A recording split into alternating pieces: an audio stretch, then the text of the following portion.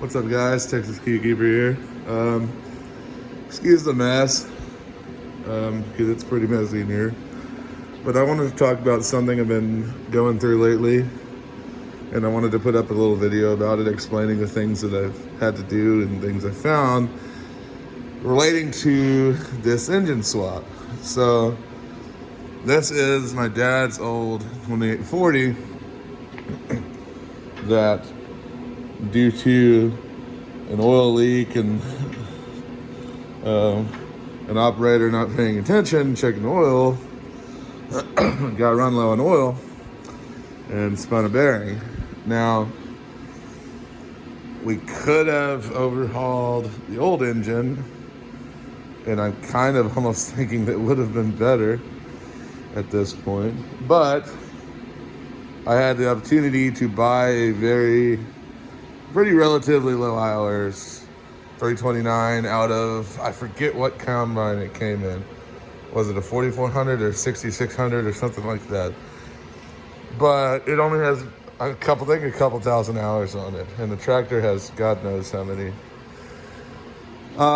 This was typically one of our main tractors in the produce fields, and he's had this tractor most of my life. He bought it in the late 90s.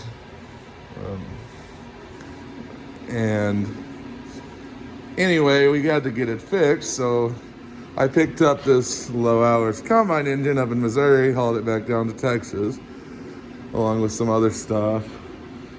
I've got an engine from my 1066 Black driving, that's a whole other story. Anyway, I wanted to explain things that I found that were different between the combine engine and the tractor, and things I had to change to actually make this fit. So I'm going to try to think of everything, and I want people to, I just want everybody to have a resource of getting an idea of this, because when I looked into it, it didn't sound like it was that many things, and it ended up being a lot more than I was hoping.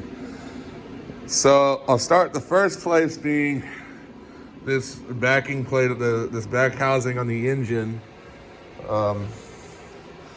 would actually bolt up from the combine.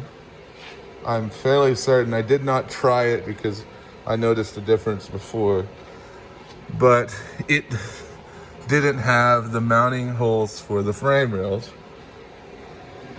Pardon the mess here. Here's the combine one.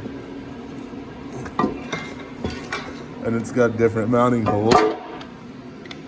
And the tack goes into the top, which brings me to the next problem. If you care about such things, the tachometer drive on the end is different, and I'm fairly certain, not 100% certain, but I do not believe the combine cam has the provision for the tack cable to go straight into the end of it, because it had that other kind of drive that made it vertical in it instead of horizontal. So that's something to keep in mind. I was just not going to worry about it, but we'll get to what I'm getting at, why I'm maybe going to swap the cam out here in a bit. Other than that, the combine engine had some cool things that the tractor engine didn't have. And I'm on the fence to whether I'm going to leave these or not. I probably should. It has an oil cooler that's got piping that routes here. It actually has an engine oil cooler, which is kind of neat. And the head is actually different. The water, the upper outlet here on the engine actually is in a very similar spot to the tractor version. It's pretty similar. I think it's around the same size. I think it will work.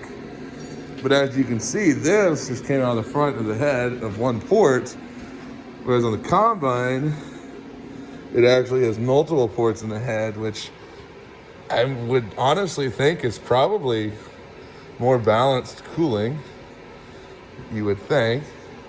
So that's kind of neat, and I am on the fence of if I want to keep using this head because I think I'll be able to hook it up and then keep this water pump in that oil cooler. I probably will. Bare minimum, I'll probably keep the pump in the oil cooler. And I'm going to look at the heads when I have them off. And I'm sure this one has less hours on it. As long as everything looks good, I'll probably just go with this combine head. Because other than that, it does have an oil fill on top of the valve cover. But I don't really see any reason to swap the valve covers unless you're just really feeling like it. I don't think it's going to hurt anything being there. But I did add, before I took it back off, I did add the front fill back to the cover. It has a block off plate, and that's fine. So, to recap, of course you got to change the flywheel and stuff out. That's a no-brainer. The back housing is different. The cam, I do believe, is different because of the tack drive. The heads are different, but I'm not thinking it's going to make a difference. It just has different, maybe perhaps more balanced coolant flow. Don't quote me on that. I'm not an engineer, but it seems like it would, maybe be cooling better. The oil hands are different and the dipsticks are different, but that's not a big deal to swap over. The biggest problem I've run into is the injector pumps. And I don't know if this is the case on all of them, but it was on this one. This has a Rusa pump, pretty similar to the tractor one, except the throttle shaft's on the side. It has an electric shut-off, which I could have lived with that. The throttle shaft's on the side. And the mounting flange, you probably pulled the shaft out of it, but the mounting flange is the round style, and it was mounted with 2 studs. And that's what this cover has. It only has the 2 studs. Well, this is where I started encountering my big problem. You probably can't see it, but this pump is a bit different style. It's got a totally different setup going on top. One of these is a shut off, and this is a throttle. It's mounted on top, and it has the triangular kind of Stanadyne looking flange. Like my Chevy diesels have the same looking flange even.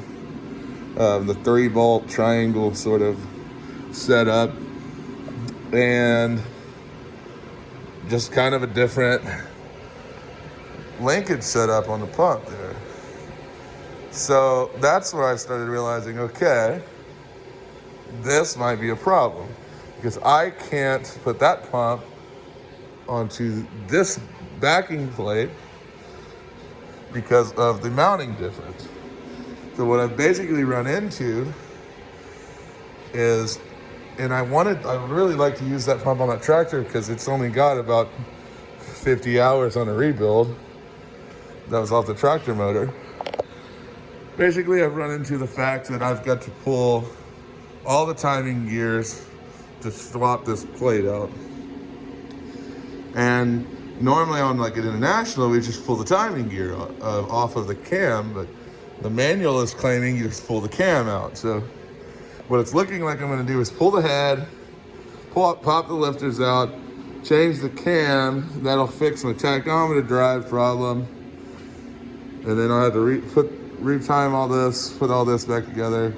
On the bright side, it'll all be resealed, but it was a lot more than I bargained for. And then I'll have to put the head back on, put all that back together. Basically, it ended up, it's gonna take about 3 times longer than I wanted it to, which is not a shock because it was going pretty well up to that point. Anyway, that's just a few things I wanna note. I mean, I did have to cap off like well, I haven't done this one yet. I did the one on the back, the ports for the heater, the cab of the combine. This obviously doesn't need that. But little things like that are pretty obvious, nothing too crazy. But yeah, the pump mount has been probably my biggest problem. So anyway, that's just what I run into. I might run into other things. I don't know if I still got to see if the length of this water pump shaft is actually one other thing I've been considering, because I wonder if that's different or not. It kind of looks like it might be. I may end up having to use.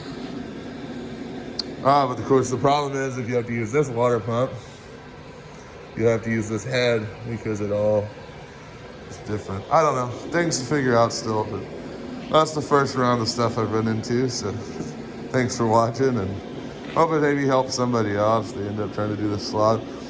It's obviously not impossible if you can get a good enough deal on the combine engine, but it's a little involved, I guess. Till next time.